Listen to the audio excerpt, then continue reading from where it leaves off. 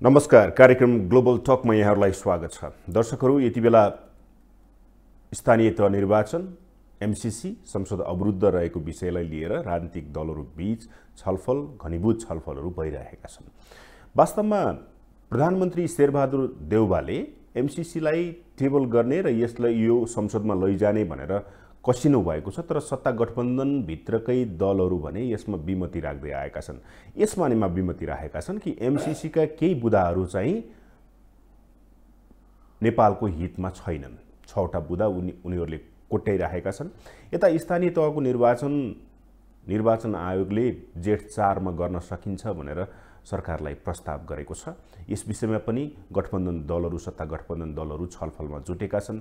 प्रमुख प्रतिपक्षी दलसँग पनि छलफल भइरहेको छ। यी यावत विषयमा कुराकानी गर्नेछु म आज मसँग हुनुहुन्छ नेपाली कांग्रेसका केन्द्रीय सदस्य, नेपाली कांग्रेसका नेता, संविधान सभा सदस्य रामहरि खतिवडा। स्वागत छ। धेरै धेरै धन्यवाद सबैलाई। गुड मर्निङ, नमस्ते, जय नेपाल, शुभ बिहानी। अनि अलिकता पछिल्लो समयमा एमसीसीलाई लिएर जुन किसिमको विवाद आइरहेको छ, नेपाली कांग्रेस एमसीसी को पक्षमा हो अथवा त्यसका केही समूह चाहिँ विपक्षमा पनि छन्? होइन, मैले अलिकता नेपालको राजनीतिमा बुझ्न नसकेको र बुझाउन नसकेको भान म आफूलाई र नेपाल सरकारलाई सबैलाई लागेको छ। यो एमसीसी भन्ने अमेरिकन मिलियन कर्पोरेसन जसले सहयोग गर्ने भनेर सहयोगको रूपमा, यसलाई अनुदानको रूपमा, यसलाई लोनको रूपमा पनि होइन दियो। यसले शर्त के राख्यो? त्यो मुलुक प्रजातान्त्रिक हुनुपर्छ, कानुनी राज्य हुनुपर्छ, त्यो मुलुकमा विकासका पूर्वाधार छैन भने हामी विकास गर्न सहयोग गर्छौँ, अनुदान दिन्छौँ। त्यस्तो छ भन्दा धेरै देशले यसलाई माग पनि गरे। भारतले पनि एमसीसी लिएको छ, तपाईलाई थाहा होला, सहयोग लिएको छ, रसियाले लिएको छ कुनै बेला। नेपालले त्यही सहयोग लियो, माग्यो, सहयोग माग्यो, अमेरिकाले दिने भयो, अनुदान सहयोग दिने भयो। यो एकदम हार्मफुल छ भनेर भन्ने मित्रहरूलाई अनुरोध गर्छु, मलाई पनि उहाँहरूले बुझाइदिनु पर्यो। यो अनुमोदन गर्नका लागि, सही गर्नका लागि, लागू हुनुपर्छ भन्नका लागि अर्थ मन्त्रालयले 2068 सालपछि निरन्तर प्रयास गरेको गरो। आजभन्दा 10 वर्ष लगभग अगाडिदेखि, 10 वर्ष अगाडिदेखि 68 पछाडि बाबुराम भट्टराई, प्रचण्ड, झलनाथ खनाल अथवा माधव नेपाल, केपी ओली, सुशील कोइराला, अहिलेको प्रधानमन्त्री शेरबहादुर देउवा सबै मन्त्रीहरू प्रधानमन्त्री भइसके भने भीमरावल जस्ता मान्छेहरू पनि यो बीचमा त्यही क्याबिनेटमा त्यही समयमा मन्त्री भएका छन्। 2068 सालदेखि यतातिर त्यो लागू हुनुपर्छ र आउनुपर्छ भन्दादेखि सरकारमा बस्दा कोही केही चुँ पनि नबोल्ने, ल्याउनुपर्छ भन्ने के ती सबै कर्मचारीहरू यसको अनुमोदन गर्नुपर्छ, यो आउनुपर्छ, लागू गर्नुपर्छ भन्ने नेपालका अर्थ मन्त्रालयका सबै कर्मचारी ती दलालै हुन्, ती राष्ट्रघाती नै हुन्, ती एजेन्ट नै हुन्। त्यस्ता शब्द प्रयोग गर्ने हो भने तिनीहरूलाई तुरुन्त थुन्नु पर्यो। यस्तो शब्द प्रयोग गर्दै जो हिँड्नुहुन्छ नि, उहाँहरूले ती मान्छेलाई राष्ट्रघाती जो छ, दलाल जो छ, एजेन्ट जो छ, त्यसलाई कानुन लाएर थुन्नु पर्यो, नभए यस्ता शब्द प्रयोग गर्दै हिँड्नुभयो। आज नेपालको उद्योग वाणिज्य सङ्घका सम्पूर्णले के भने यो एमसीसी छिटो कार्यान्वयन गर भने। उद्योग वाणिज्य सङ्घमा प्रतिनिधित्व गर्ने सबै दलाल हुन्, राष्ट्रघाती हुन्, एजेन्ट हुन्। उद्योग परिसङ्घले भनौँ ती पनि त्यही हुन्, चेम्बर अफ कमर्सले भनौँ ती पनि त्यही हुन्। परराष्ट्र मन्त्रालयका मान्छेहरूले त्यसलाई एग्रिमेन्ट गर्न गएर भने के नेपालको परराष्ट्र मन्त्रालय सबै दलाल, बदमास, फटाहा मात्रै छन्? हिजो केपी ओली प्रधानमन्त्री हुँदा लागू गर्नुपर्छ भने टेबल संसदमा गर्नुभयो। उहाँ चाहिँ दलाल नहुने, अर्को दलाल हुने, बोल्ने बित्तिकै आवश्यक छ यो नेपाललाई विकासमा। त्यो पनि हेर्नुहोस्, नेपालको विद्युतीकरण म तपाईँलाई भन्दैछु, मेरो कुरा सुनिदिनुहोस् 1 मिनट। तपाईँले सोधेपछि आवश्यक छ अब भोलि ट्रान्समिटर लाइन व्यवस्थापन गर्नु पर्यो, विस्तार गर्नु पर्यो। अहिलेसम्म हामीले आफैले विद्युत उत्पादन गर्न सकेका थियौँ हिजोसम्म। अब हामीले धेरै विद्युत स्वदेशमै उत्पादन गर्न सक्छौँ। विद्युत राम्रो उत्पादन गऱ्यौँ भने हामी बिजुलीबाट चल्ने कारहरू गाडीहरूको व्यवस्थापन गर्न सक्छौँ त्यो चार्ज गरेर। त्यसले बाहिरबाट ल्याउने पेट्रोलियम पदार्थ आयातमा कम हुन्छ, राजस्व हामीले बाहिर पठाउँदैनौँ, त्यो पैसा यी नेपालमै उपयोग गर्न पाउँछौँ, अरू देशलाई दिनु पर्दैन। भारतमा बिजुली हामी बेच्न सक्छौँ, बङ्गलादेशमा बेच्न सक्छौँ, तर त्यहाँसम्म जाने ट्रान्समिटर लाइनको व्यवस्था गर्नु पर्यो। त्यसका लागि भारतले पनि नाइ भनेको छैन। भोलि गोरखपुरसम्म पुर्याइदियो भने नेपालमा विद्युत उत्पादन भएर त्यो बाहिर लगेर बेच्न सक्यौँ, खपत गर्न सक्यौँ भने हामीलाई पनि इन्कम हुने। भारतले अहिले विदेशबाट कोइलाबाट विद्युतीकरण गरिरहेको छ, अस्ट्रेलिया अमेरिकाबाट लिएर। त्यो अन्त्य हुन्छ र यो नेपालको विद्युतीकरण विद्युतबाट उसले ऊर्जा प्रयोग गर्न सक्ने वातावरण सिर्जना गर्छ। योलाई लगानी गर्नका लागि एउटा देशले सहयोग गर्छु भन्दा यहाँ बुरुक जुलुस निकालेर राष्ट्रघाती मुर्दाबाद, हामी राष्ट्रवादी जिन्दाबाद भनेर हिँड्ने साथीहरूलाई हामी के भनौँ? यसमा धेरै काङ्ग्रेसभित्र विवाद छैन। हेर्नुहोस्, केही छ नबुझेका बुदाहरू कसैले छन् भने त्यसमा प्रस्ट्याउनुहोस् भनेर वर्तमान प्रधानमन्त्रीले राष्ट्रघात छ भने ल्याउनुहोस् न त, को कुन बुदामा छ त्यो बारेमा हामी छलफल गर्छौँ। के यो बिजुलीका ट्रान्समिटरमा सबै सिसी क्यामेरा राखेर अमेरिकाले बन्दुक पड्काउँदै हिँड्ने हो? यहाँ लिएर सेना परेड खेलाउँदै हिँड्ने हो? यो बकम बुझे कुरा गरेर नेपाली जनतालाई सधैँ ढाँटको खेती गर्नेतिर नेपाली काङ्ग्रेस छैन र म त्यो बाटोमा जान्न। धेरै यसमा प्रवेश गरेर यसलाई गिजोल्न पनि चाहन्न। अब यो प्रस्ताव संसदमा पहिलोचोटि टेबल गर्ने पूर्व प्रधानमन्त्री केपी ओली हुन्। जुन बेला नेकपाको सरकार थियो त्यो बेला प्रचण्ड पनि त्यही सरकारमा थिए, माधव नेपाल पनि त्यही सरकारमा थिए, भीम रावल पनि त्यही सरकारमा थिए। आफू सरकारमा हुँदा नबोल्ने, बाहिर बुरुक उफ्रेर खबरदार राष्ट्रवादी हुने यो पद्धतिको मेरो अलिकता असहमति छ। धेरै यतातिर प्रवेश गर्न गइन। अलिकता एक दुईटा क्वेसन त म यसबारेमा सोध्छु नै तपाईँलाई। 5 वटा सुन्नुहोस्। पार्टीभित्र कुनै त्यस्तो बढी विवाद छैन एमसीसीलाई लिएर? तपाईँले भन्नुभयो भनेपछि एमाले चुप रहेको छ अहिलेको अवस्थामा, वर्तमान अवस्थामा एमसीसीलाई लिएर। सत्ता गठबन्धनको नेकपा एकीकृत समाजवादी र नेकपा माओवादी केन्द्रले यसको चाहिँ केही बुदाहरू भनेको छ, विशेष गरी आइपीएसमा पर्छ कि पर्दैन, अनि त्यसपछि यो चाहिँ सैन्य गठबन्धनमा छ कि छैन, जमिनको स्वामित्व, बौद्धिक सम्पत्तिको विषय अनि लेखा परीक्षण गर्ने अधिकार र नेपालको कानुन आकर्षित हुन्छ कि हुँदैन भनेर यी 4वटा 6वटा प्रश्न यी क्वेसन सोध्न पाउनुपर्छ। त्यसप्रति म उहाँहरूलाई धन्यवाद दिन चाहन्छु र सबै नेपाली जनतालाई यो क्वेसन सोध्ने अधिकार छ। यो क्लियर पनि हुनुपर्छ। तपाईँलाई जसलाई यी कुरामा शङ्का छ त्यो बारेमा क्लियर भएर यसलाई अगाडि बढाउनुपर्छ। संसदमै लैजानुपर्ने बाध्यात्मक परिस्थिति हो त परियोजना? तपाईँलाई एउटा कुरा भनौँ, नेपालमा कस्तो हुन थाल्यो भने तपाईँले एउटा 5 स्टार होटल खोल्नुहोस्, त्यहाँ कर्मचारी नियुक्ति गर्नुहोस्, तपाईँले कसले दाइले भनेर, कसैको भाइले भनेर, कसैको दिदीले भनेर, कसैको सम्धीले भनेर, कसैको ससुराले भनेर योग्यता र क्षमताभन्दा पनि भनसुनका भरमा मान्छेहरू नियुक्ति गर्नुहुन्छ। त्यसको 2 महिना पछाडि युनियन खोल्छन्। त्यहाँ युनियन खोल्छन्, कोही रातो झन्डा राख्छन्, कोही सेतो झन्डा राख्छन् र मालिकलाई निकालेर होटलै कब्जा गरिदिन्छन्। लगानीको वातावरण कहाँ जाने, कसरी गर्ने? यो अवस्था थिएन नेपालमा हिजोका दिनमा। अहिले नेपालमा 3 प्रकारको सरकार छ, सङ्घ छ, प्रदेश छ र स्थानीय सरकार छ। म ओखलढुङ्गा जिल्लाबाट मान्य भइसकेपछि मैले एउटा पुल बनाउने निर्णय गरेँ ओखलढुङ्गा जिल्लामा, सुनकोशी पुलमा। पुल बनाउँदा वारिपट्टि, खोलाको वारिपट्टि एउटा रुख पर्यो, एउटा कोही साथीको अलिकता जग्गा र एउटा रुख परेछ। त्यो रुखलाई अब ढाल्नु पर्यो नि पुल बनाउने भए त मैले यो रुख ढालौँ न भने उहाँले मान्नु भएन। त्यो रुखको मूल्य उहाँले भन्नुभयो 4 लाख रुपियाँले रुखको मूल्य भनेर मसँग भन्नुभयो। पुल बनाउनु पर्ने छ, टेन्डर गरिसकेको छ, 4 लाख रुपियाँ रुखको माग्नुभयो। एउटा कुटमिरो भन्ने त मलाई थाहा छ गाउँमा एउटा रुख छ, त्यो दुधिलो रुख भन्छन्। दुध त धेरै आउँदैन, कुटमिरो बडरको चाहिँ आउँछ। तपाईँले भने बडर होइन, कुटमिरो भन्नु। अनि त्यसको रुख थियो, त्यो मान्छेले ढाल्न दिएन।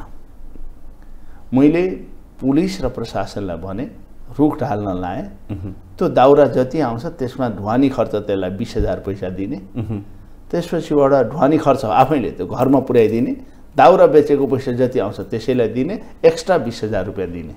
मानेन भने मुद्दा गरेर मेरो नाउँमा मुद्दा गरोस्, सरकारको नाउँमा पनि होइन, काम गर्ने भनेर काम गऱ्यौँ, पुल बनायौँ। आज ओखलढुङ्गा जाने पुल निर्माण भयो।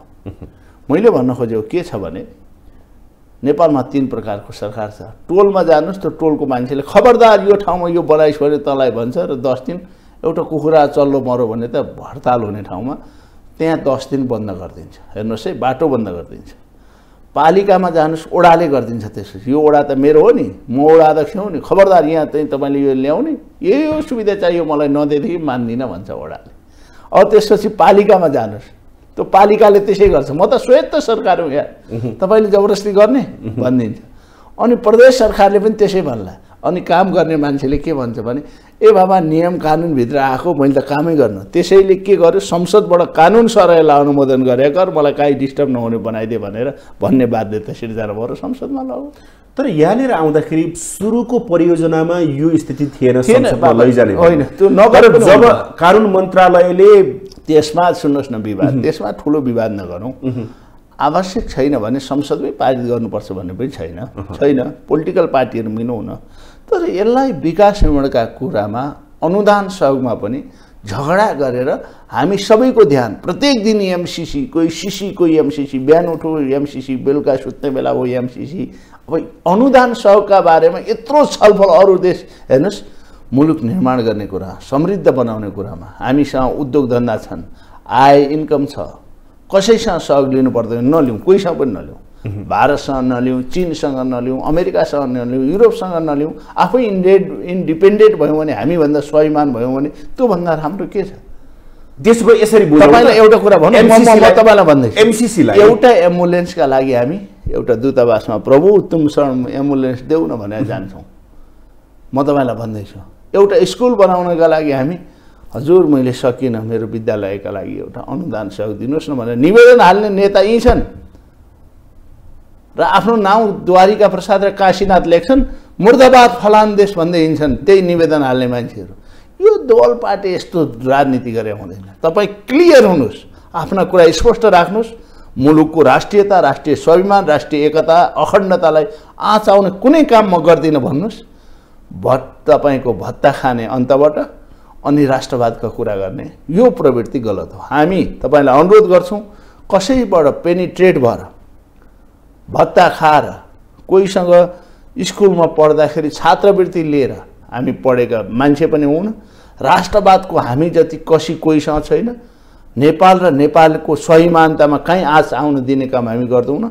तर सबैले नेपाल निर्माणका लागि कसैले सहयोग गर्छ, नेपालको राष्ट्रिय एकता, सार्वभौमिक अखण्डता, राष्ट्रिय अखण्डता, नेपालको भूमि, नेपालको कानुनभित्र गर्छ भने म चाहिँ त्यसको कसैको कुनै पनि देशको विरोध पनि गर्दिनँ र नेपालको स्वाभिमान गिर्दैन भने त्यस्तो सहयोग लिनुपर्छ भन्ने पक्षमा। संसदमा गए पनि यो देश हितमा छ भने पास गर, नत्र भने नगर। संसद छँदैछ नि यार, त्यहाँ केही मान्छेहरू लठेत होलान्, केही मान्छेहरू कसैले चाबीले चलाउने मान्छे होलान्, सबै त छैनन् नि, केही होलान्, सबै म भन्दिनँ, दुधले नुहाएका मात्रै मान्छे छन् भन्दिनँ, केही हुन सक्छन्, नहुने भए त यो इस्यु नै उठ्दैन थियो नि। त्यसो भए आफू सत्तामा हुँदाखेरि कहिल्यै आवाज नउठाउने, मैले अघि भन्दै थिएँ नि, नेकपाकै सत्तामा भएर केपी ओलीले टेबल गर्दाखेरि भीम रावल त्यही पार्टीमा थिए, किन बुरुक उफ्रिएर पार्लियामेन्टमा एउटा उहाँले चाहिँ अति जरुरी सार्वजनिक महत्त्वको प्रस्ताव, खबरदार यो प्रस्ताव नल्याऊ भनेर आफ्नै सरकारको विरुद्धमा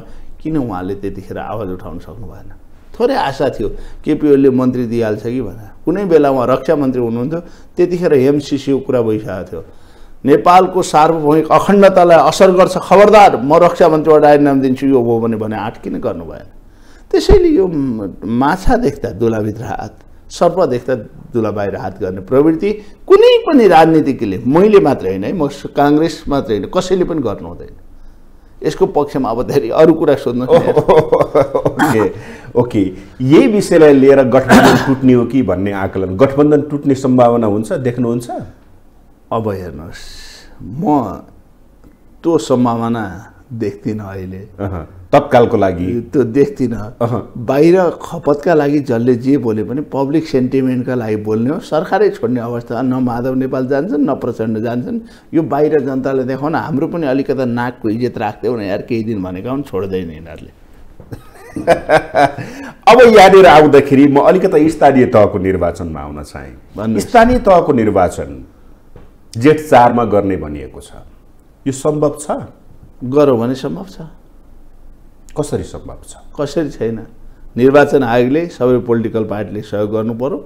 एमाले जस्तो दोलपाटे राजनीति गर्नु भएन। निर्वाचन आयोगले 4 गते चुनाव गर्नुपर्छ भन्नु, जुलुस निकाल चुनाव गर्न भनेर कार्यकर्तालाई उफार्छ। अब निर्वाचन आयोगलाई प्रेसर गर्ने भन्छ। स्वायत्त हो निर्वाचन आयोग, संवैधानिक आयोग हो।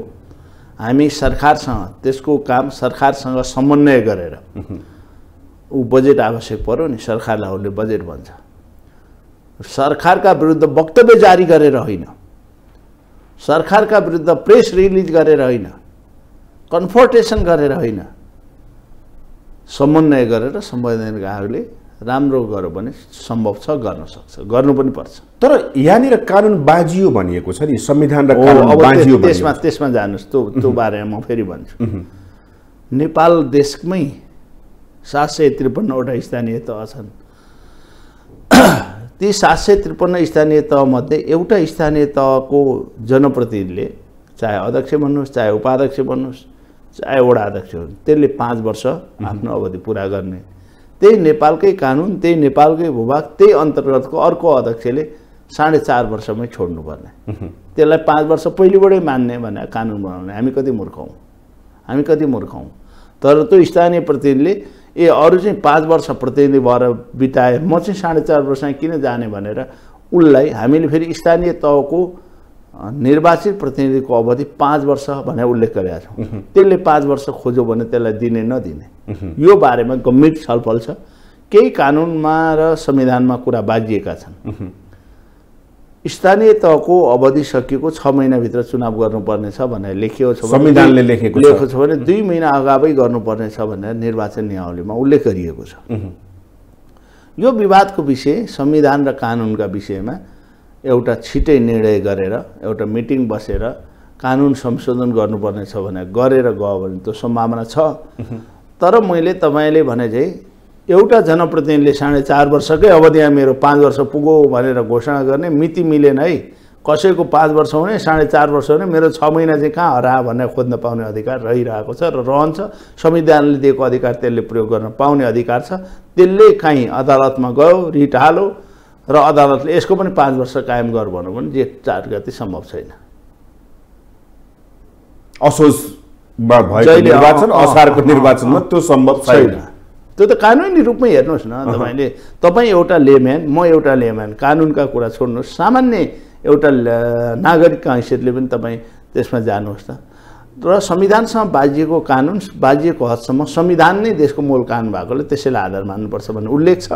केही कुराहरू त्यसैलाई संशोधन गर्नुपर्ने छ। यो कसैलाई हतार भयो भने छिटो भाले बासेर उज्यालो हुँदैन क्या। भनेपछि जेठ 4 मा जुन प्रस्ताव गरेको छ नि निर्वाचन आयोगले, त्यो मितिमा निर्वाचन हुने सम्भावना छैन तपाईको आधार? मैले भने सबै कुरा मिलाउँदाखेरि सम्भावना छ।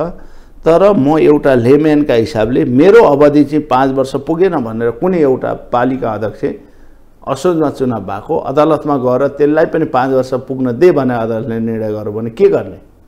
यो बारे त छलफल हुनुपर्छ नि। भनेपछि यदि कानुन संशोधन गर्ने हो त्यो विषयमा बोलेर जानु पर्यो भन्ने मेरो भनाइ। भनेपछि कानुन संशोधनको लागि गरेर 4 गते नै गराउनु पर्यो। त्यसलाई सबै कुरा उल्लेख गरे हो भने जेठ 4 गते सम्भव छ। तपाईको संकेत कहाँनिर हो भने यही अवस्थामा तपाईले भने अनुसार चाहिँ जेठ 4 मा चुनाव सम्भव छैन।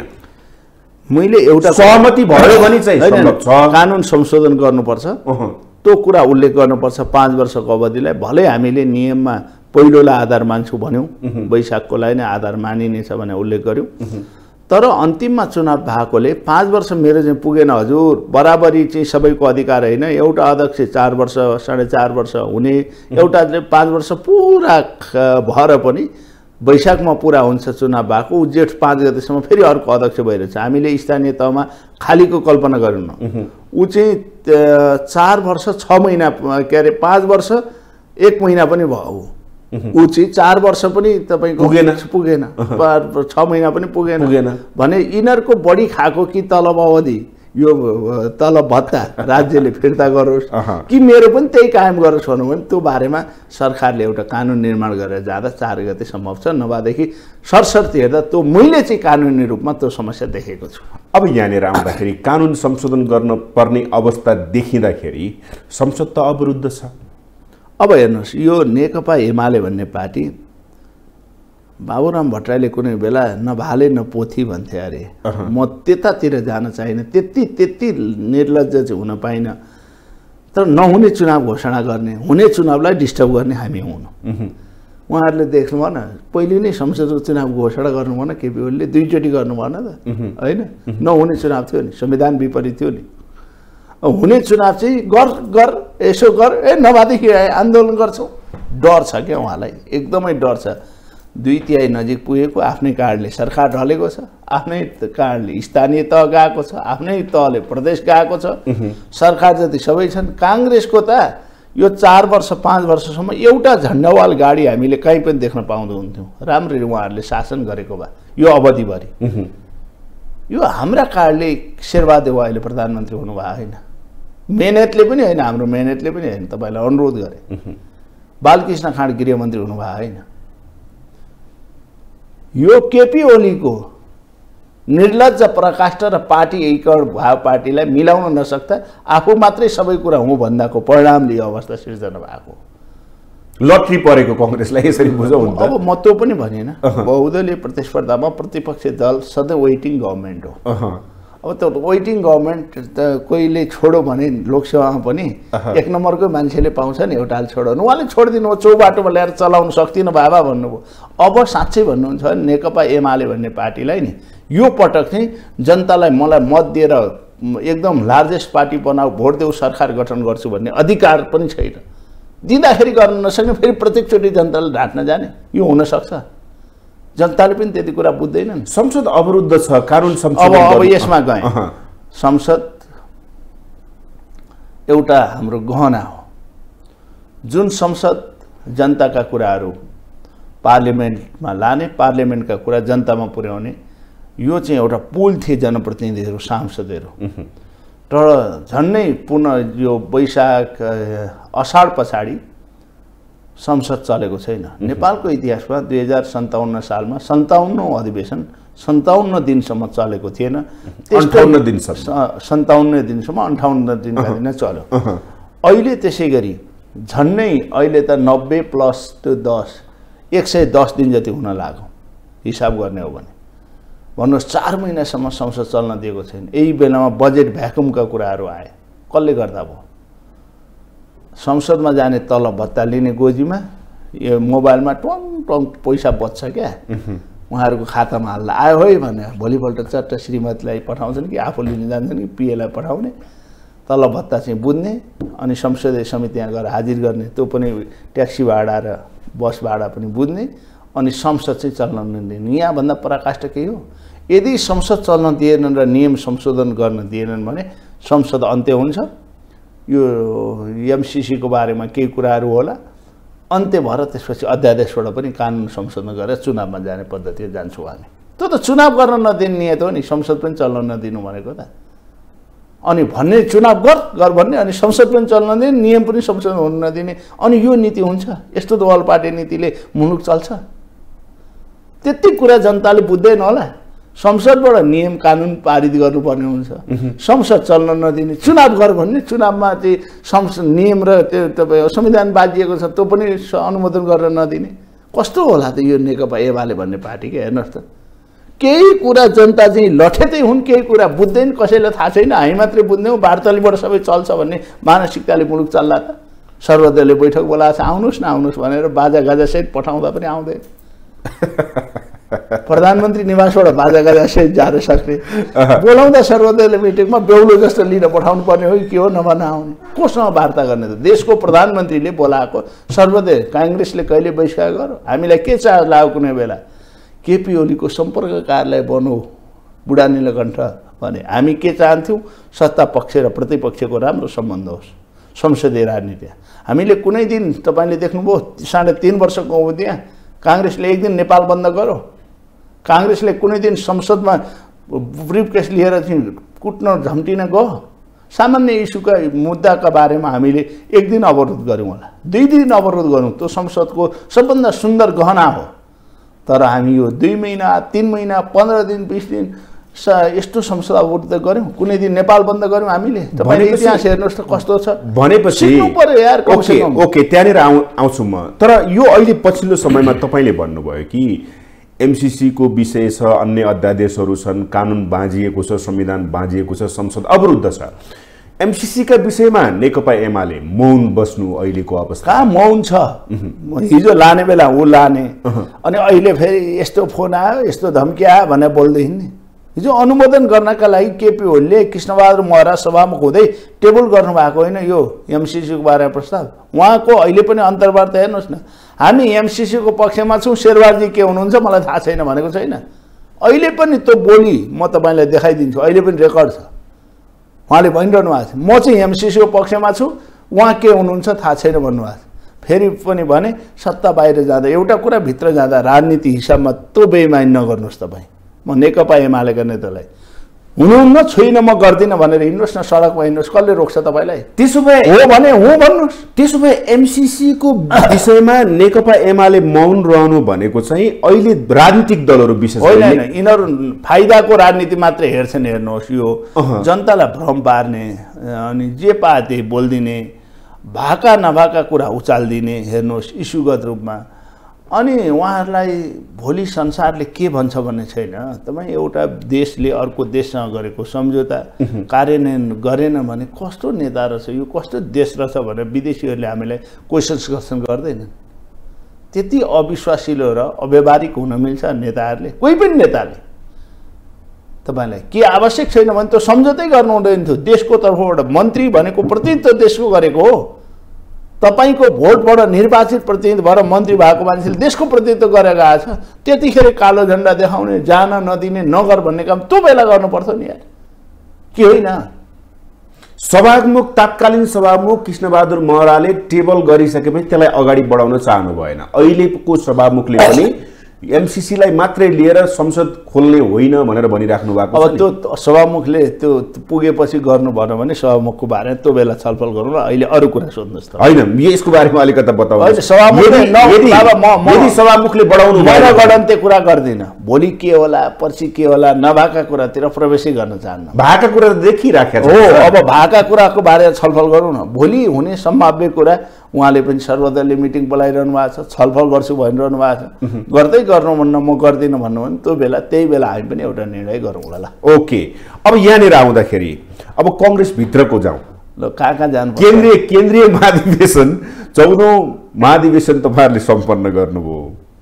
14औं महाधिवेशन सम्पन्न गरिसकेपछि माथि टाउकामा चाहिँ सबै कुरा मिलाउने, तल चाहिँ नमिलाउने कङ्ग्रेसको नियति के हो? यो के तल के भातृ सङ्गठनहरूको तपाईँहरूले अब आउँछ। भातृ सङ्गठनका अध्यक्षहरू, तरुण दलको अध्यक्ष केन्द्रीय समितिमा उठ्नुभयो, जित्नुभयो। उठेर नजित भन्ने कसैलाई हुन्छ? उहाँको इच्छा भयो भने। नेभी सङ्घको अध्यक्ष उठ्नुभयो, जित्नुभयो। दलित सङ्घको अध्यक्ष केन्द्रीय सदस्य हुनुहुन्छ, महिला सङ्घको अध्यक्ष केन्द्रीय सदस्य हुनुभयो। अब यी ठाउँमा हामीले भर्खर त सकियो, अधिवेशन सकिएको 1 महिना जति झन्नै पुगेर अलिकति 1-2 दिन बढी भएको छ। कार्य सम्पादन समिति गठन भइसक्यो। पहिला 4 वर्षसम्म नभएका कुराहरू 1 महिनामै प्रधानमन्त्रीजी र सभापतिले गर्नुभयो। यसलाई म करिब 37 जना अरू पनि गर्नु होला, म धन्यवाद दिन चाहन्छु। अब पार्टीले एउटा गति लिनेछ, हामी सबैको पार्टी बनाउन चाहन्छौँ। हिजो हामीसँग असहमत राख्ने पक्ष पनि कोही हुनुहुन्छ भने पार्टीभित्रको आन्तरिक विवादमा कोही सभापतिसँग असहमत हुनुहुन्छ भने पनि उहाँहरूलाई समेटेर जानुपर्छ। उहाँ प्रधानमन्त्री र पार्टी सभापतिसँग 2 चोटि पार्टी सभापति हारेको अनुभव पनि छ। उहाँ सुशील कोइराला र गिरिजाप्रसाद कोइरालासँग हार्नु भएको, 2 चोटि जितेको अनुभव पनि छ। हार्दाको पीडा पनि उहाँलाई थाहा छ, जित्दाको हौसला पनि थाहा छ। त्यसैले हार्ने साथीहरूलाई पनि उहाँले साथ लिएर जानुहुन्छ, जित्नेलाई पनि उहाँलाई हार्नेले सहयोग गर्नुहुनेछ। म चाहन्छु यो गुटको राजनीति अब यो अधिवेशनपछि अन्त्य हुनेछ। सम्भावना बोकेका राम्रा मान्छेहरू जुनसुकै समूहका हुन् पार्टीभित्रका, तिनीहरूलाई उचित स्थान दिएर पार्टीको क्षमता र योग्यताका भरमा तिनीहरूलाई साथमा लिएर जानेछौँ। हामी भातृ सङ्गठनहरू पनि छिटै समयमै सबैलाई चञ्चलायमान बनाउनेछौँ। हाम्रा भातृ सङ्गठन भनेको हाम्रो नर्सरी हुन्, बिरुवा नै उत्पादन गर्न सकिएन, बिरुवा नै ठाउँमा पुगेन भने वन जङ्गल रहने छैन। त्यसैले काङ्ग्रेसको वन जङ्गल दह्रो बनाउन पनि यी भातृ सङ्गठनलाई अझ चलायमान बनाउने काममा अब पार्टी अगाडि बढ्छ। यो त भन्ने कुरा हो, तर गर्ने पनि त्यही हो यार। अब कति लामो भयो भन्नुहोस् न, कति लामो भयो यति समयसम्म? तपाईँलाई एउटा कुरा भनौँ, सधैँ बिपी जस्तै सबै हुँदैनन्, सबै कृष्णप्रसाद भट्टराई जस्ता नेता हुँदैनन्। जो भारत पनि जानु भएन किसिमले यही जेलमा बस्नुभयो। राजा महेन्द्रले एउटा कागज गर जेलबाट छुटाइदिन्छु, प्रधानमन्त्री पञ्चायती व्यवस्था अहिलेलाई म जेलमा छुट्दाखेरि पञ्चायती व्यवस्थाप्रति दुर्व्यवहार गर्ने छुइनँ भन्ने त्यति शब्द एउटा लेखेर्नुहोस् भन्दा किसिम बरु म यही जेलमा सडिन्छु, म कुनै पनि कागज गरेर जेलबाट पनि निक्लिन भन्ने नेता नेपाली काङ्ग्रेसको। हामीलाई गर्व लाग्छ। आफू हारेर देश जिताउनु भयो 2046 साल 48 सालको निर्वाचनमा केसीले संविधान निर्माण गर्नुभयो, पार्टीलाई पहिलो र प्रिय बनाउनु भयो।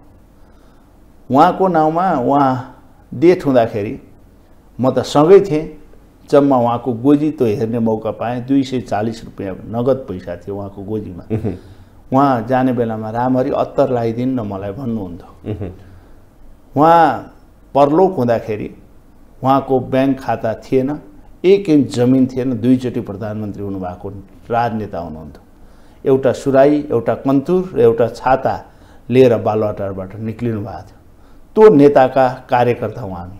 बीपी जस्तो, कृष्णप्रसाद भट्टराई जस्तो सबै हुँदैन, सुशील कोइराला जस्तो पनि सबै हुँदैनन्, गिरिजाप्रसाद। तर अब पार्टी तिनै नेताहरूको आदर्शलाई पछ्याएर हामी चाहन्छौँ हिजो भएका गल्ती कमजोरीहरूलाई 14औं महाधिवेशनमा धेरै युवा साथीहरूले पनि प्रतिनिधित्व गर्नुभएको छ। पुराना नेताहरूलाई पनि हामीले केही ठाउँमा सम्मान गरेका छौँ। पुरानाले भनुन् शाबाश काङ्ग्रेस भनुन्, नयाँले भनुन् क्या बात काङ्ग्रेस भनुन्, यो बनाउन हामी चाहन्छौँ। हामी तपाईलाई भर्खर 1 महिना भएको छ, समय छ, 4 वर्ष 5 वर्ष तपाईको अनुहारमा अहिले देखिएको मुस्कान 5 वर्षसम्म निरन्तर यस्तै मुस्कान काङ्ग्रेस राखेर जान चाहन्छ। तपाईको शब्दले मलाई अलिकति मुस्कान दियो कि क्या बात काङ्ग्रेस, शाबाश काङ्ग्रेस। तपाईको यो स्लोगन चाहिँ म याद गरिराख्ने छु। तर यहाँनिर आउँदाखेरि म अब काङ्ग्रेसको भातृ सङ्गठनहरूलाई तपाईहरूले चुनाव किन नगरेको भातृ सङ्गठन हो यो म भन्छु। हेर्नुहोस्, अहिले भर्खरै मैले भने भातृ सङ्गठनहरू सधैँ त्यो गोजीबाट झिकेर लिस्ट हेर्दै आज यो ठिक छ कि, आज यो ठिक छ कि, आज यो गोजीको ठिक छ कि, आज त्यो गोजीको कि, तपाईँको कि, उसको कि। अब त्यो होइन, सङ्गठन गर्ने मान्छेको खोजी गरौँ, गोजीको होइन खोजीको। अब गोजी अन्त्य गर्ने, खोजी गर्ने। मान्य पनि 2-3 प्रकारका हुन्छन् क्या, एउटा माननीय, एउटा छाननीय, एउटा ताननीय। तानेर ल्याएका पनि मान्य भएका छन्, ल्याएर चट्ट राखो। छानेर ल्याएको एउटा हुन्छ, चुनेर ल्याएको अर्को हुन्छ। छैन त हाम्रो निर्वाचन प्रणाली छ नि त, कोही समानुपातिक छन् होइन, कोही तपाईँको 3 जना राष्ट्रिय सभा ल्याउनु पर्ने, छानेर ल्याउनु पर्ने छैन त। राम्रा मान्छेहरू 3 जना सरकारले सिफारिस गर्ने छाननीय छन्, कोही मान्य छन्, कोही ताननीय छन्। हामी चाहन्छौँ यी सबैलाई एउटा सम्मान गर्ने वातावरण हो। भातृ सङ्गठन पनि काङ्ग्रेसभित्र अब हिजो भएका गल्ती कमजोरी छन् भने त्यसलाई सच्याउँदै यी सबैलाई मेरो होइन हाम्रो, हाम्रो होइन राम्रो बनाउने पद्धति हामी जान्छौँ। माननीय, ताननीय र छाननीयमा माननीय मात्रै हुन्छ कि छाननीय हुन्छ कि ताननीय हुन्छ भातृ सङ्गठन? मैले तपाईँलाई भने अब सबैको हाम्रो होइन राम्रो, राम्रो भित्रको हाम्रो, त्यसलाई लिएर पार्टी अगाडि बढ्छ। पार्टी सभापति त्यसरी जानुहुन्छ? जानुपर्छ, नगई हुन्छ। अब उहाँलाई अर्कोचोटि सभापति हुने होइन नि, शेरबहादुर देउवा विधानले पनि दिँदैन नि। अब उहाँको उत्तरार्ध हो यो कार्यकाल, एकचोटि प्रधानमन्त्री फेरि हुनुहोला शेरबहादुर देउवा संसदीय निर्वाचन पछाडि, पार्टी सभापति हुनुहुन्न। र उहाँलाई पनि एउटा गर्व के हुनेछ भने म प्रधानमन्त्री हुनु थियो भइहालेँ, 3 चोटि 4 चोटि, सभापति 2 चोटि हुनु भइहालेँ। अब मेरो के छ, पार्टीलाई पहिलो र प्रिय बनाउने, साथीहरूलाई ऊर्जाशील बनाउने, एक ठाउँमा लाने, लिने, पार्टी दह्रो बनाउने, जाने। यति राम्रो अवसर सबैले पाउँछ। ओके, यहाँनिर अब यो अवसरलाई तपाईहरू गठबन्धन सरकारमा हुनुहुन्छ, यो गठबन्धन निरन्तर रूपमा स्थानीय, प्रदेश र सङ्घसम्म जान्छ कि जाँदैन? मलाई अपेक्षा छ हामी सबैसँग मिलेर जान चाहन्छौँ। कुनै बेला हाम्रो साथीहरू पञ्चायतले हामीलाई अत भन्थ्यो क्या, अराष्ट्रिय तत्त्व भन्थ्यो। तर जनताले यो अति आवश्यक तत्त्व रहेछ, अत भनेको अति आवश्यक तत्त्व रहेछ भनेर प्रमाणित गरिदिए। हामी तिनै पञ्चसँग फेरि कुनै दिन मिल्यौँ। हाम्रा साथीहरू माओवादीको द्वन्द्वको समयमा क्रिया बस्न पाउनु भएन, जन्ती जान पाउनु भएन, मलामी जान पाउनु भएन, रुखमा झुन्डिएर मर्नु पर्यो। रुखमा झुन्डिएर पनि झुन्ड्याएर बाँधेर गोली हानेर मर्ने दिन आयो। तपाईँले देख्नु भएको छ, कतिको फोटो छ। तर त्यही पार्टीसँग हामी सहकारी गरौँ। केका लागि? लोकतान्त्रिक मूल्य मान्यता, लोकतान्त्रिक पद्धति, कानुनी राज्य, तपाईँहरू जस्ताको प्रेस स्वतन्त्रता, मानव अधिकारका विश्वव्यापी मूल्य मान्यताका लागि हामीले एग्रिमेन्ट गरेको होइन। ती कुराहरूलाई साथ दिउन्जेल, संविधानलाई पहिलो राखुन्जेल हामी सबैसँग सहकार्य गर्छौँ। एमालेसँग पनि गर्छौँ, माओवादीसँग पनि गर्छौँ, अर्कोसँग पनि गर्छौँ। जब हाम्रो विभेद हुन्छ सधैँ कोही शत्रु र सधैँ कोही मित्र हुँदैन। हामी चाहन्छौँ हामीले जोसँग सम्बन्ध राख्छौँ, हामीसँग बसुन्जेल यो असाध्यै सुन्दर राम्रो, बाहिर गएपछि यो जति पत्रु भन्ने अवस्था कसैले सिर्जना नगरौँ, हामी त्यही चाहन्छौँ। भनेपछि अहिले पछिल्लो समयमा कङ्ग्रेसभित्रै पनि कङ्ग्रेस किन गठबन्धनसँग चुनावमा उम्रिने, एक्लै जाने भन्ने पनि छ नि त? त्यो पनि होइन। हेर्नुहोस्, केही नेताहरू हुनुहुन्छ, सिनियर नेताहरू जुनसुकै पार्टीका पनि, काङ्ग्रेसमा तपाईँले भन्नुहुन्छ किसान श्रेष्ठ रामचन्द्र पौडेल रोज्नु पर्यो भने कोही होला किसान श्रेष्ठ रामचन्द्र पौडेल कम ठुलो योगदान छ नेपालको राजनीतिमा। प्रचण्डलाई पार्लियामेन्टमा देख्नुपर्छ क्या हामीले, माधव नेपाललाई पनि देख्नुपर्छ क्या, देख्नुपर्छ पार्लियामेन्टमा सिनियर नेताहरू। ओली पनि आउनुपर्छ क्या, रामचन्द्र पौडेल आउनुपर्छ क्या पार्लियामेन्टमा। गर्व होस् न पार्लियामेन्टको क्षमतावान मान्छेहरू आएर पार्लियामेन्टमा यसै गरी बिहान आएर नारा लाएर के छ भनेर हात हल्लाएर हिँड्ने होइन। पार्लियामेन्ट जस्तो होस्, संसद जस्तो होस्, जहाँ जनताको कुराहरू आवाज उठाउन्, कानुनका निर्माणका कुराहरू छलफलबाट हुन् र राष्ट्रिय राजनीतिको बहस होस्, जनतालाई फिल होस् मैले सुनेको प्रतिनिधिले राष्ट्रिय इस्युमा राम्रा काम गरौँ भनेर। त्यस्तो विषयमा सिनियर नेताहरू आउनुपर्छ। तर सबै आउरे बाउरे सबैका लागि हामी सहकार्य गरेर सबै पदमा हामी के भन्छ तपाईँले भनेको बाढीचुडी खाने होइन, सबै ठाउँमा चाहिँ सहकार्य हुने अवस्था चाहिँ अलिक कमै हुन्छ। त्यसो भए भनेपछि अब आउने आसन्न निर्वाचनहरूमा गठबन्धनले यही गठबन्धन जस्तै राष्ट्रिय सभामा जसरी देखियो, राष्ट्रिय सभाको निर्वाचनमा 19 पदका लागि त्यो स्थिति हुन्छ कि हुँदैन? कङ्ग्रेस तपाईँलाई एउटा कुरा गरेँ, राष्ट्रिय सभामा काङ्ग्रेसको 6, माओवादीको 5, अनि माधव नेपालको 5, अरूको 2-3, त्यस्तो त्यही रेसियोमा स्थानीय तह र अन्त हुँदैन भन्न खोजेको। गठबन्धन हुँदैन, गठबन्धन हुन्छ तर रेसियो भने मैले रेसियो भने जस्तो 753वटा गाउँपालिका छन् अहिले, स्थानीय तह छन्, पालिका छन्। 753मा घटिदिँदा पनि माधव नेपाललाई पनि 100-150 त दिनुपर्दा हो नि त। एउटा मैले उदाहरणका लागि भनेको। अनि माओवादीलाई 200 दिनु पर्यो, 250 दिनु पर्यो, कति दिने? अनि मधेसवादी दललाई पनि 100-150 दिने, ल 150, 300 उसलाई दिँदा 500, 600, अनि काङ्ग्रेस 100 चुनाव लड्ने। अहिले हाम्रो 267 सिट त अहिल्यै छ नि, हाम्रो जितेकै छन् नि प्रतिनिधिहरू। तपाईहरुले माओवादी केन्द्र र नेकपा एकीकृत समाजवादीलाई काँध थापिदिएको हो कि सर्टेन ठाउँमा 1-2 ठाउँमा हुन सक्छ कार्यगत एकता, तर पार्टीको सिद्धान्त फरक छ, मूल्य मान्यता फरक छन्। कोही विदेशीको साथीहरूको नाउँ राखेर पार्टी निर्माण गर्नुभएको छ, कोही स्वदेशीको गरेर गर्नुभएको छ होइन, सिद्धान्त फरक छ। कोही क्षेत्रीय राजनीति गर्नुभएको छ, कोही जातीय राजनीति गर्नुभएको छ। हामी चाहिँ सबैलाई समेटेर राजनीति गर्ने पार्टी हौँ। यो देशको मूल बाटोमा ल्याउने प्रयत्न हामीले गर्यौँ सबैलाई, चाहे मधेसवादीलाई भन्नुहोस्, चाहे माओवादीलाई भन्नुहोस्, चाहे एमालेलाई भन्नुहोस्। तपाईहरु अहिले गठबन्धन जुन सरकार छ, यो गठबन्धन निर्वाचन राष्ट्रिय सभाले भने हामी गठबन्धन तपाईहरु प्रतिपक्ष दल नेकपा एमालेसँग डराइराख्नु भएको छ। किन डराउने? नेकपा एमालेसँग राजनीति केही सिद्धान्त बाँकी छ र डराउनु? अब तपाई पनि उले त भन्छ त, त्यही भन्छ त उले बाबा भन्नेसँग उहाँले के भन्नु भन? घर घरमा पानी जहाज रेल, टक्क कति बाहिर जाँदा रेलको टिकट काट्न ऊ त्यहाँ आउँछ है रेल भनेर गएर देख्नुभयो। कतै 6वटा हेलिकप्टर लिएर प्रधानमन्त्री हुने बित्तिकै रसुवा पुग्नु भएको थियो प्रधानमन्त्री केपी ओली। 6वटा ऊ त्यहाँबाट रेल आउने बरा डिपिआरसम्म गर्न सक्नु भएन। कति कति कति पीडा हुन्छ प्रधानमन्त्रीले बोलेको कुरा यसरी 3 वर्षसम्म डिपिआरसम्म गर्न सक्नु भएन। कति पैसा लाग्छ थाहा छैन, जे पाए त्यही भनिदियोस्। पर किलोमिटर चाइनाबाट ल्याउने रेल हो भने 50 करोड अमेरिकी डलर, 50 लाख अमेरिकी डलर, के अरे 50 करोड अमेरिकी डलर लाग्छ। जम्मा 560 किलोमिटर साँगाछेदेखि काठमाडौँ आइपुग्न रेलको बाटोलाई चाहिन्छ। त्यसका लागि टोटल हिसाब गर्ने भने 45 झन्डै 40-45 अरब रुपियाँ चाहिन्छ। पैसा डिपिआर गर्न 5 अरब त दिन सक्नु भएन। अनि यस्ता भक्कम फुइसे गफ गर्नेको कुरा पत्याएर तपाईँ फेरि फलानले यसो भन्नुभयो भनेर तपाईँ न्युज मेकर यसो भन्नु। मैले यसबारेमा यो किनभने बाहिर आएको प्रश्नलाई तपाईँलाई मैले सोध्न पाएँ नि, तपाईहरु त्यसो एमालेसँग डराएको होइन, त्यही भएर गठबन्धन तपाईहरु चाहिँ फरक जान सक्नुहुन्छ। कस्तो कुरा गर्नुहुन्छ, जो पार्टी आफ्नो सरकार 2/3 हुँदा 3 वर्षसम्म शासन गर्न नसकेर आफै फुटाएर भागेर वार्तालीमा गरेर डुक्रा गर्छ, त्योसँग डराउनु पर्ने केही काम छ?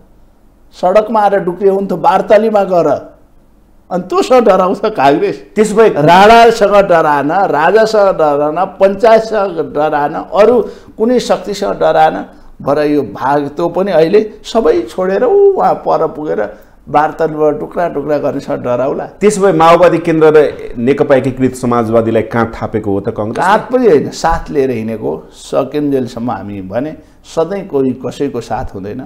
यो हेर्नुहोस्, हाम्रो संस्कार कहिले आमा बुवा त अन्तिम समयसम्म रहँदैनन् भने पार्टीहरूमा सधैँ साथ रहन सकिन्छ। सङ्घको निर्वाचनसम्म साथ हुन्छ, त्यसो भए जहिलेसम्म हुन्छ त्यो बेलासम्म हुन्छ। जहिलेसम्म हुन्छ त्यो बेलासम्म हुन्छ भनेको भोलिका दिनमा गठबन्धन चाहिँ नहुन पनि सक्छ। जहिलेसम्म मैले भने नि, मन मिलुन्जेलसम्म सधैँ हामी साथमा रहन्छौँ। यो संविधानको रक्षा गर्न, कानुनी राज्य स्थापना गर्न, यो हिजो भएका असंवैधानिक कुराहरूलाई संवैधानिक बनाउन, संविधानलाई ठिक ट्र्याकमा ल्याउन, तपाईँको प्रेस स्वतन्त्रता हनन हुन नदिन, न्यायपालिकाहरू स्वच्छ र निष्पक्ष राख्न, त्यसमा हस्तक्षेप हुन नदिन, यस्ता कुरामा हामी सहकार्य गरेर अगाडि जान्छौँ। ओके, एउटा पर्सनल क्वेसन सोधेँ अन्त्यमा जाँदा भन्नुहोस् त। रामहरि खतिवडा, तपाईँ भन्नुभयो कि मैले कृष्णप्रसाद भट्टराईलाई चाहिँ अत्तर हालिदेऊ त भन्दा हालिदिन्थेँ भन्नुभयो। त्यति मात्र होइन, उहाँसँग मेरो एकदम अरू पनि धेरै एकदम निकट सम्बन्ध, त्यही कारणले पनि तपाईँ कृष्णप्रसादको बाटोमै लगाइराख्नु भएको छ भन्ने आउँछ नि। तपाईँलाई अलिकता मनमा इच्छा छैन अझ घरजम गरौँ, परिवार बनाऊँ, प्रधानमन्त्री हुने? प्रधानमन्त्री मैले भनेको तपाईँले बुझ्नु भएको छ, आम जनताले पनि बुझ्नु भएको छ। अझै पनि एक्लै बसिराख्नु होइन, त्यो अब दोक्लै पनि बस्ने, तर यो दोक्लै बस्न एक्लै नै हुँदैन रहेछ। तपाईँले क्वेसन गरेको मैले बुझेँ। मेरो 50% विवाह भइसक्यो। कसरी भने सोध्नु? कसरी भन्नुहोस् त? बिहा हुन केटा र केटीको सहमति चाहिन्छ। म तयार छु, 50% भयो, अब केटी तयार भइहाल्छ। अझैसम्म भएको छैन, खोज्ने प्रयास पनि छैन। यो विचार गर्दैछु। कृष्णप्रसादकै लाइनमा, सुशील कोइरालाकै लाइनमा तपाईँ हो कि भन्ने चाहिँ आम जनमानसको चासो। म रामहरि खतिवडाकै लाइनमा छु, त्यो अरूको लाइनमा छैन। ढुक्क हुनुहोस्। धेरै धेरै धन्यवाद। धन्यवाद। उहाँ हुनुहुन्थ्यो नेपाली कांग्रेसका केन्द्रीय सदस्य, संविधान सभा सदस्य रामहरि खतिवडा। हवस् त, आजको लागि ग्लोबल टक यति नै। सम्पूर्ण टिम सहित मलाई पनि आज्ञा दिनुहोस्। नमस्ते।